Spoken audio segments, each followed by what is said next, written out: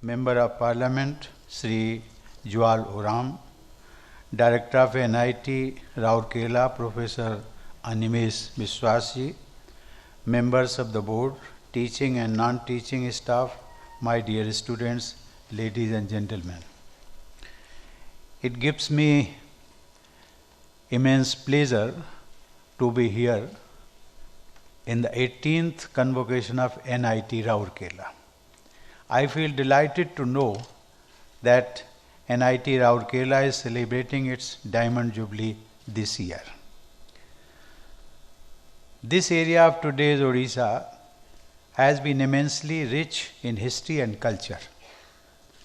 It has been the cradle of scientific approach since early times. Built about 800 years ago, the Sun Temple at Konark is an example of perfect blend of art and science. I am looking forward to my visit to the temple tomorrow. It is listed among UNESCO's World Heritage Sites in India. Odisha is associated with the rebuilding of a nation after independence. It was here in Rourkela that one of my illustrious predecessors, Dr. Rajendra Prasad, the first President of India, dedicated to the nation the first blast furnace of a large steel plant in India. As one of the first industrial urban centers in India, the city has kept pace with modernization. As the second largest government-run technology institute in eastern India, NIT Rourkela has made significant contribution to the field of engineering and technology. For over 6 decades, this engineering college has been enriching the pool of technical professionals in the country.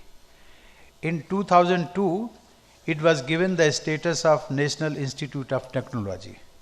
I am told that the young students are being exposed to innovative methods of providing engineering solutions to the issues facing our society and the country.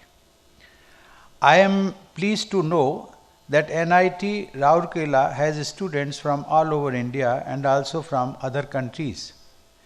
I am pleased to know that NIT Rourkela has students from 33 out of the total 36 states and union territories in India. I am told that students of 17 different countries are also enrolled in various academic disciplines. Thus, the community of over 7,000 students studying in this beautiful 700-acre campus represents rich diversity. It increases cross-pollination of learning and promotes understanding between different cultures. It also strengthens people-to-people ties between nations. Ladies and gentlemen, its 25,000 plus strong alumni has a large number of corporate leaders, academic and research institutes in India and abroad. I am sure that the alumni of this prestigious institute will be a source of inspiration for the students here. I am sure that students graduating today will strengthen the rich legacy of this institute. Dear students, graduation is an important stepping stone in your life. I am sure all of you have worked hard to reach this stage today.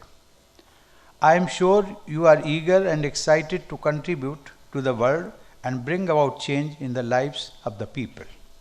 Today, you are taking countless memories with you.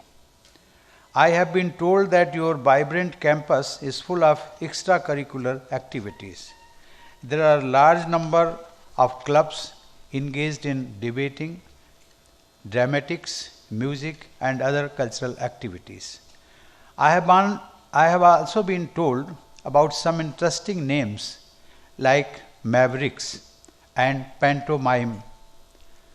I have also been informed about the canteen, which is interestingly named as Hexagon. And the other canteen with a serious name, Homi Bhabha Canteen, has been naturally abbreviated as HB Canteen for popular uses. But beyond the little joys and sorrows you take away from here, there is a huge responsibility on each one of you to pay back to the society and the country which have contributed to your education and success so far. Some of you would be joining job responsibilities while others may pursue higher studies. The stage of life in which you find yourself today is usually full of dreams and aspirations on the one hand and uncertainties and apprehensions on the other. This is also the time to make major life decisions. Starting a new job, pursuing your dreams, supporting your family, or starting a new one. While doing all this, I urge you all to introspect. What are the values and principles you stand for? What is the kind of career you want to pursue? By far the most important point of introspection is what kind of person you want to become. I am sure everyone wants to be a good citizen, a citizen who always keeps the interest of the country uppermost in his mind. I would suggest that throughout your life, you should always look at the famous talisman of Mahatma Gandhi. I quote, "Recall the face of the poorest and the weakest man or women whom you may have seen and ask yourself if the step you contemplate is going to be of any use to her. Will she gain anything by it? Will it restore her to a control over her own life and destiny?" Unquote. I advise you to never judge your success only in terms of material gains. You don't have to limit yourself by the pressures of conventional notions of success and societal pressures. You need to figure out what you really want to do in your life. Choose to do what gives you satisfaction and meaningfulness. Do what takes you closer to your aspirations. Do what makes your families proud of you. Plan for yourself a fruitful and productive path ahead. Dear students, this is also a moment of joy and satisfaction for your families and friends, guardians and mentors who have been of immense support in your journey. I congratulate all the degree recipients and model winners present here today.